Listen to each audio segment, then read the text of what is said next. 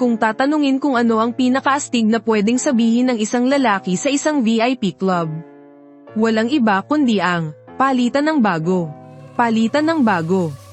Pagkasabi ko noon, nakita ko agad ang ex-girlfriend ko na nakahalo sa grupo ng mga babaeng mahahaba ang binti. Habang naglalakad sila papasok. Gusto ko yung mga pangit, yung mga kakaiba, siya ang kukunin ko. Biglang sumugod si Boss Lee at binigyan ako ng isang malakas na sampal. Siya ang boss ng kliyente natin. Halos planchado na ang malaking proyekto ng kumpanya natin. Kaya dinala ni Boss Lee kaming ilang mga core employees sa isang high-end na nightclub sa tabi ng ilog para mag-relax. Ito ang pinakamagarbong VIP club sa tabi ng ilog. Laging punuan araw at gabi. Hindi ka makakapasok dito kung wala kang koneksyon. Ngayon, dinala ko kayo rito para mamulat naman ang mga mata nyo. Opo, boss. Ibang klase talaga ang mga natututunan namin kapag kasama si Boss Lee. Haha. Lahat ng mga babae sa club na to, panalo ang katawan at magaganda. Iba-iba ang estilo. Pagpasok sa VIP room, nakapila na sila ng maayos. Magandang gabi po, mga boss. First time ko palang makapunta rito. Kaya nahiya akong pumili. Walang problema, tatawag pa ako ng ibang mga babae. Pumili lang kayo ng mabuti, mga boss ha.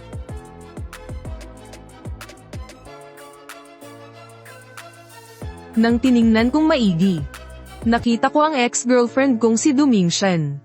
2 taon na ang nakakalipas nang makipaghiwalay siya sa akin.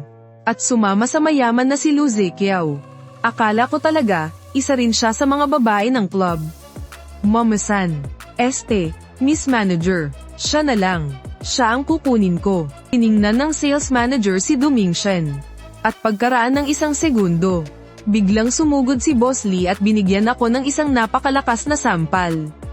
Siya ang boss ng kliyente natin. Boss Do, andito na po pala kayo. Boss Lee, napakainit naman ng pagtanggap ng empleyado mo. Hehe. Mga bata pa naman kasi. Mahina pa sa inuman. Hindi pa nga nakakarami, lasing na agad. Hehe, pasensya na po, Boss Do, huwag nyo na sanang masamain.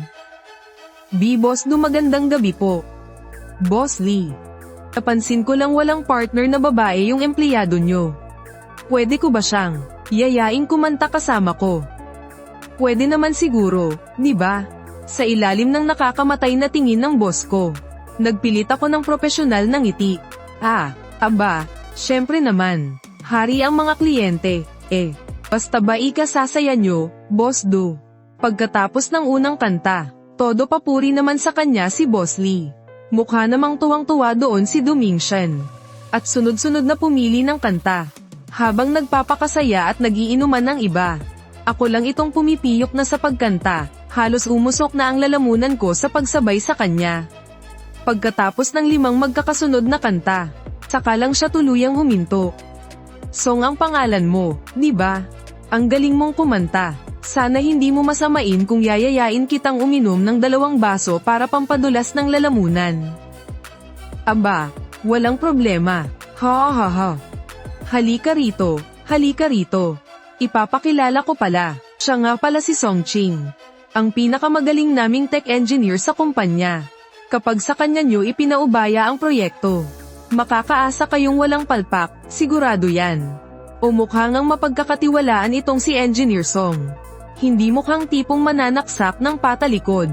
Alam kong pinaparinggan niya ako. Noong naghiwalay kami noon, nagpakalat ako ng chismis tungkol sa kanya. Kaya nasira ng tuluyan ang pangalan niya. Nawalan siya ng posisyon sa student council. At hindi nagtagal, napilitan din siyang tumigil sa pag-aaral. Walang kaalam-alam si Boss Lee tungkol sa nakaraan namin. Kaya wala siyang napapansin kahit na ano. Mas nakakaiyak pa yata yung ngiti ko kaysa sa pag-iyak. Tapos na ang inuman. Sukang-suka na ako sa sobrang dami ng nainom ko. Halatang gumaganti lang itong si Domingshan Nilasing ba naman ako ng sagad-sagaran? Kahit na ganun. Sa akin pa rin ibinigay. Tol, saan ba talaga ang bahay mo? Halos 2 oras na akong nagmamaneho Ha, anong pinagsasasabi mo? Sabi kasi nung babaeng pasahero kanina. Bago siya bumaba, malapit daw sa West Suburb Park ang bahay mo. Kaya rito niya ako pinadaan. Gisingin na lang daw kita pagdating natin doon. Eka, hindi naman ako nakatira rito eh. Sa may Century Garden ako nakatira, sa bandang silangan. Saan ba bumaba yung babae kanina? Sa silangan din, sa may Sia Guangdao Villa area. Hindi kalayuan sa Century Jiayuan. Patindi talaga ang babaeng yun. Dinala ko ang resibo ng taxi na nagkakahalagang 800 kay Boss Lee para ipa-reimburse. Tiningnan niya ang resibo, tapos tiningnan niya ako. Ano na namang kalokohan to, bata ka? Akala mo ba hindi ko alam? Nakatira siya sa villa sa bandang silangan ng lungsod.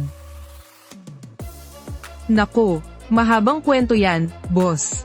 Pero pumirma pa rin si Boss Lee sa reimbursement form ko nang walang paligoy-ligoy. Tingin ko may gusto sa'yo si Domingshan. Diskartehan mo na. Marami pang susunod na proyekto yung kumpanya nila. Kahit konting grasya lang ang ibigay nila sa atin.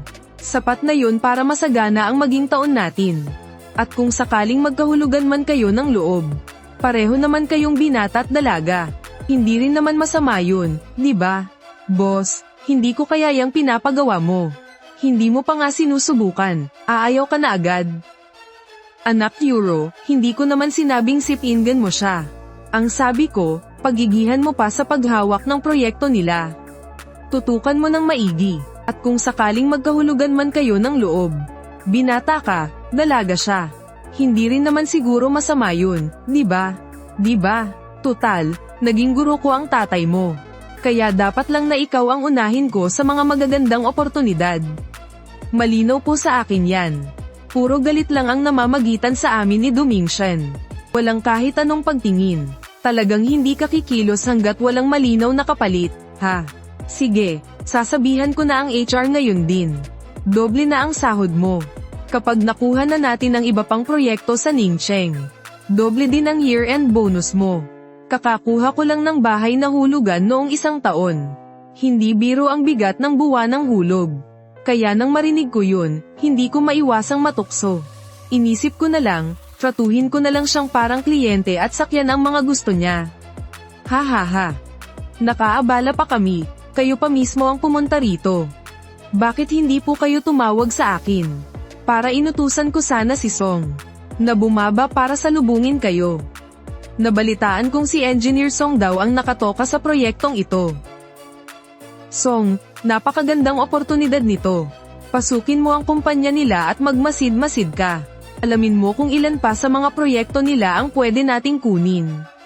Siguruhin mong makukuha natin ang lahat ng yun. Engineer Song, ikaw na ang bahala sa akin sa buong tagal ng proyekto natin, ha? Habang nakatingin sa pamilyar niyang mga ngiti, parang lumaktaw ang tibok ng puso ko. At hindi ko na malayang nahawakan ko na pala ang mga kamay niya. Napakaliit ng mga kamay niya. Mainit at ang lambot-lambot. Sige, mag-iimpake na ako ng mga gamit ko. 1 linggo na ang lumipas simula nang dumating ako rito sa Ningcheng. Sa loob ng 1 linggong ito, wala man lang binigay na matinong trabaho sa akin. Nagtatanong pa nga ang schoolmate ko at senior na si Fang Jian. Ikaw ba yung bigla na lang pinasok na technical director dito? Napapailing na lang ako at pilit na mumingiti. Kahit ako kasi, hindi ko rin alam kung ano ba talaga ang posisyon ko rito. Hindi nagtagal, may kumalat na chismis sa kumpanya. Kesyo ako raw ang boytoy na kinuha ni Domingshan gamit ang malaking sahod. At sa mga ikinikilos naman kasi ni Domingshan. Parang ganoon na nga ang nangyayari. Kailanman ay hindi niya ako isinama sa mga meeting. Puro walang kwentang utos lang ang pinapagawa sa akin. Hanggang sa isang araw, inabutan niya ako ng poster para sa pagbubukas ng isang sikat na dessert shop. Gusto kong kumain nitong strawberry cream croissant, at saka itong chocolate lava cake. Damihan mo na ang bili. Pampalubag loob na rin sa mga nag-o-overtime. Pagdating ko sa dessert shop, saka ko lang napansin na may ilang daang metrong pila sa labas. Pag-isa akong pumila ng napakatagal, hanggang sa manigas na ang mga kamay at paa ko sa lamig. Tapos, nakasalubong ko pa ang mga scalper. Nagkampihan pa silang kotongan ako. At kung ano-ano pang pang-iinsulto ang sinabi nila. Sa sobrang inis ko, nakipagsuntukan na ako sa kanila. Dahil mas marami sila, kaya medyo nabugbog ako. Dinala ako kasama ng mga gunggong na yun sa presinto para mag-areglo. Hay nako, mga kilalang basagulero ang mga yan. Pare-parehong may mga criminal record na. May susando na sayo. Paglabas ko, nakita ko agad si Domintian. Pagkakita sa kanya ng mga tambay, sinipulan pa siya. At binastos pa. Nakuha ko na ang lahat ng CCTV footage sa labas ng mall. Gusto niyong aidmanda ko kayo ng illegal na negosyo at pambubugbog. Pati na rin pangingikil, kung hindi ko kayo mapabulok sa kulungan. Punyeta, ibahin niyo na ang pangalan ko. Sa huli, naduwag ang hinayupak na blondie at ang mga kasamahan niya. At nagmakaawa silang makipag-areglo sa akin. Bibili ka lang ng pagkain, nakipagbasag ulo ka pa. Kumain ka muna, mamaya na natin pag-usapan ang trabaho. Boss Do, ayoko na, magre-resign na ako. Sabihin mo kay Boss Lee na magpadala na lang ng ibang tauhan dito. Bakit, pati ba ang mga susunod na proyekto sa Ningcheng ayaw mo na rin? Wala akong paki dyan, hamak na empleyado lang naman ako. Hindi tulad mong nakapag-asawa ng mayaman. Alam ko namang buwisit ka sa akin. At gusto mo akong pahirapan. Kaya sana naman, masaya ka na ngayon, di ba? Pagkasabi ko hindi ko na pinansin ang reaksyon niya. Paika-ika akong naglakad pa uwi. Pagkapasok ko sa pinto, tumawag agad si Boss Lee. Anong resign? Hindi ako papayag. Kung ayaw mo na dyan sa Ningcheng, di bumalik ka rito.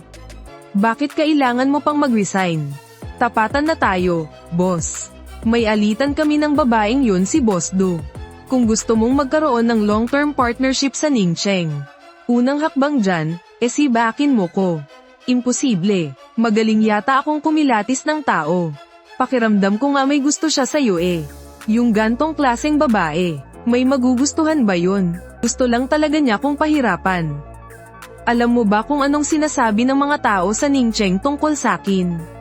Sinasabi nilang boy-toy daw niya ko. Huwag mo nang asahan ang mga kontrata. Pucha, nipinto nga ng conference room, hindi ko man lang nahawakan Hayes, tama na, ayoko ng pag-usapan. Hanggang dito na lang muna. Nagpahinga ako sa bahay ng 2 araw. At nagsimulang maghanap ng trabaho. Ang ganda ng takbo ng interviews ko sa ilang kumpanya. Pero sa huli laging walang balita. Saka ko lang na-realize na may sumisira pala sa background check ko. Kutob ko si Domintian ang may pakana nito. Gusto niya kong piliting sumuko sa kanya. Kaya napilitan na lang akong mag-register sa isang delivery app.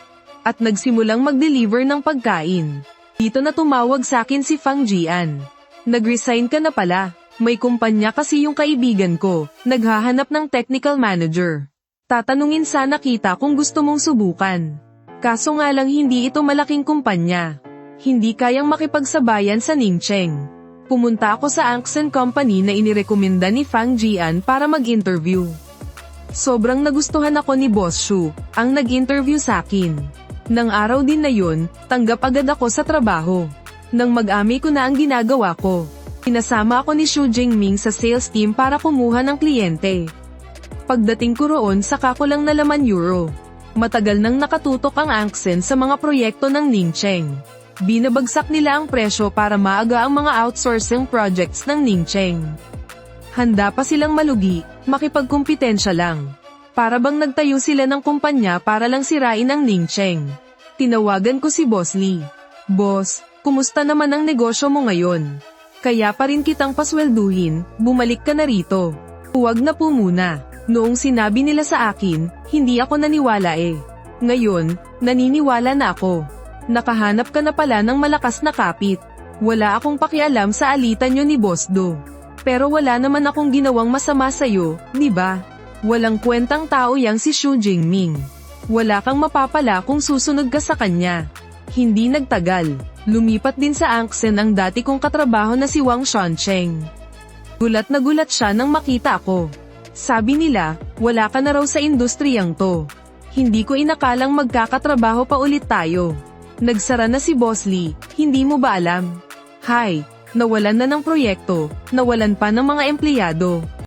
Paano pa siya magpapatuloy? Akala ko baka kakuha lang ni Boss Lee ng proyekto mula sa Ningcheng. Hindi ko rin alam ang buong detalye eh. Basta ang alam ko, unti-unting binawi ng Ningcheng ang lahat ng proyekto nila. Kumakalat nga ang usap-usapan sa mga katrabaho natin, na ikaw raw ang nakabangga sa babaeng CEO ng Ningcheng. Nag-resign ka at umalis, kaya si Boss Lee ang sumalo ng galit niya. Pagkalipas ng ilang araw, naghintay ako sa ibaba ng kondo ni Domingshan. Mula sa malayo, nakita ko na ang pagdating ng kotse niya. Tara, kain tayo, libre ko. Kung may galit ka, sa akin mo ibunton. Anong kinalaman ni Boss Lee dito? Songqing, anong ibig mong sabihin? Kung ano ang pagkakarinig mo, yun na yun. Tungkol sa nangyari noon, alam kong galit ka sa akin. Ngayong nasa itaas ka na. Pagkakataon mo na para gantihan ako ng husto. Kung matapang ka, ako lang ang puntiryahin mo. Anong kinalaman ni Boss Lee dito? Teka nga, Songqing. Sira ba yang ulo mo? Hinintay mo pa ko ng napakatagal. Para lang magparinig ng ganyan. Songqing, ayos lang kung wala kang alam. Pero huwag kang magsalita ng kung ano-ano. Ilang taon na ang lumipas. Ganyan pa rin ang ugali mo. Aba. Kaya pala sabi ko, saan nanggaling itong napakagandang babae? Si Domingshan pala to. Domingshan, type mo talaga yung mga ganitong papoging palamunin, ano? Naaalala ko nung kolehiyo, ganyan din yung lalaking nagustuhan mo. Bakit, ngayong patay na ang tatay mo? Lumakas na naman ba ang loob mo? Tumalsik ang napakainit na chili oil sa buong braso ni Domingshan. Kaya binigyan ko ng isang malakas na suntok ang mataba niyang mukha. At ganun na nga. Sa loob ng mediation room, isang suntok lang, nahimatay na kaagad si Lu Ziqiao. Nang dalhin at ipasuri sa ospital. Sabi ng doktor ay naparami lang daw ang inom niya. At wala namang seryosong nangyari. Napaso ang braso ni Domingshan. Kaya nilagyan ng doktor ng ointment. Dahil si Lu Ziqiao ang unang nanghamon habang lasing. Nambasag ng gamit at nanakit pa ng tao. Ikukulong daw siya paggising niya. Mabilis naman kaming nakalabas ni Domingshan. Hinatid ko siya hanggang sa tapat ng bahay nila. At sinabi niya sa akin, bahay ko to. Sarili kong bahay. Ha? Totoo ba yung tungkol sa inyo ng matabang buwisit na yon? Totoo yun. Dahil ang nanay ni Lu Ziqiao ay kabit ng tatay ko. Nanlaki ang mga mata ko sa gulat. Mas masarap pa ang naging buhay ng kabit kaysa sa tunay na asawa. Anak si Lu Ziqiao ng nanay niya sa dati nitong asawa. Pero hindi iyon naging hadlang sa tatay ko. Para ituring silang isang masaya at buong pamilya. Pero kami ni Mama tinaboy niya na lang sa isang tabi. Huwag mong idamay ang mga lalaki rito. May sira talaga sa ulo yang tatay mo. Hindi pwedeng pagbayarin ng lahat ng lalaki sa mundo dahil sa ginawa niya. Tapos may nabalitaan si Mama. Balak daw ni Papa na gumawa na agad ng will niya. Nawalan na nga kami ng tahanan ni Mama. Hindi ko naman pwedeng hayaan na lang si Papa, na yung kumpanyang sabay nilang itinayo, ay ibigay niya lang lahat kay Lu Ziqiao. Kaya kinapalan ko na ang mukha ko na lumapit kay Lu Ziqiao. Araw-araw akong sama-sama sa kanya pabalik sa bahay ni Papa. Bakit hindi mo sinabi sa akin ang mga bagay na to? Bakit hindi ko sinabi? Kapag may issue, hindi mo man lang muna kinukumpirma sa akin. Maiintindihan ko pa kung ibang tao ang naninira sa akin, eh. Pero ikaw pa mismo ang nag-abot ng kutsilyo para saksakin ako ng patalikod. Gulong-gulo na ang isip ko noon at hirap na ako.